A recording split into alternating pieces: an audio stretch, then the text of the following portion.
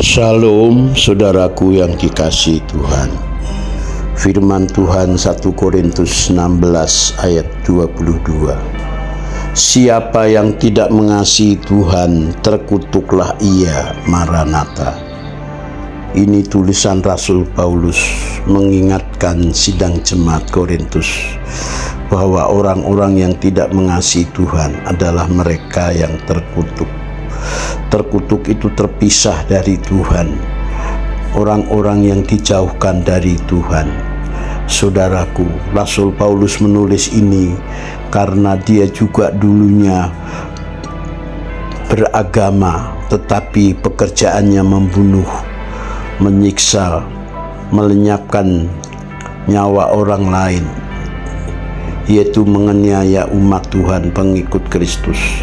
Jadi dia memiliki pengalaman hidupnya terkutuk. Walaupun dia beragama, tetapi sesungguhnya dari kelakuan perbuatannya dia menyangkal Tuhan. Karena kalau dia membunuh pengikut Kristus, yaitu orang-orang yang mengikuti pengajaran Tuhan, merasa dirinya orang yang berbakti kepada Tuhan. Jadi orang-orang terkutuk itu di akhir hidupnya akan dipisahkan, dijauhkan dari hadirat Tuhan.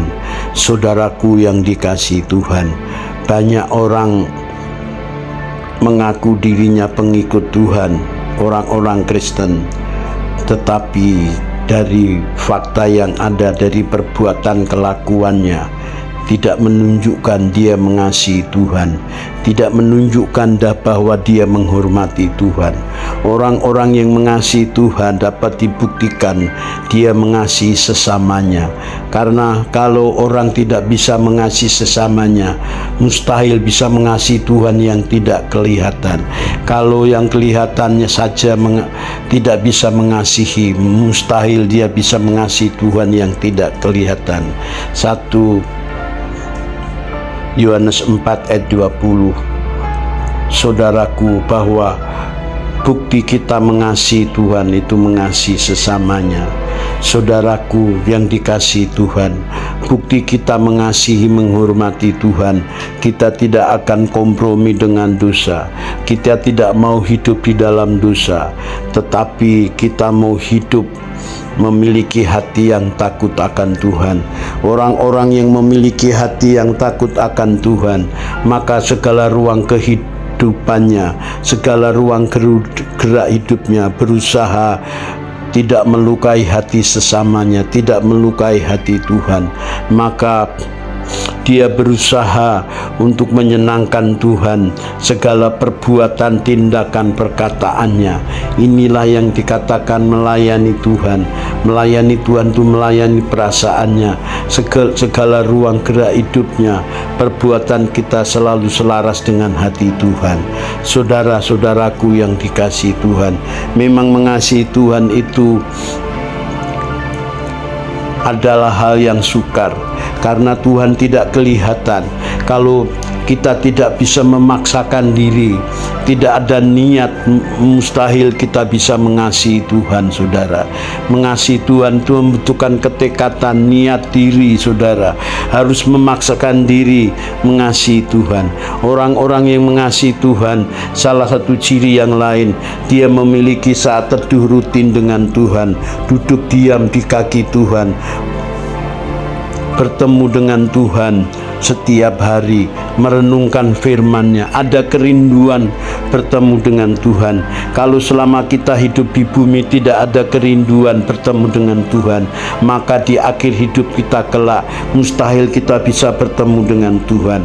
Orang-orang yang membiasakan bertemu dengan Tuhan, mengalami Tuhan, dia akan dibuktikan duduk diam di kaki Tuhan, memiliki saat teduh rutin. Kalau dibangunkan tengah malam hari, pasti bangunkan pagi-pagi, dia mengambil waktu duduk diam di kaki Tuhan. Saudara, saya sendiri sebagai hamba Tuhan, saya tidak bisa kuat menjalani hidup ini, saya tidak bisa melayani dengan baik, saya tidak akan peka mendengar suara Tuhan. Apa yang harus saya sampaikan tanpa saya duduk diam di kaki Tuhan? Harus saya mengalami Tuhan, karena mengalami bertemu dengan Tuhan jauh lebih penting daripada kita menjadi orang Kristen. Mengalami bertemu dengan Tuhan jauh lebih penting daripada kita mengaku sebagai pengikut Kristus. Mengalami bertemu dengan Tuhan lebih penting daripada kesibukan kita melayani Tuhan.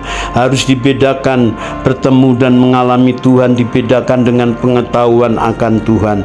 Banyak orang berpikir pengetahuan teologianya, pengetahuan tentang Tuhan, merasa dirinya sudah berkenan bertemu dengan Tuhan.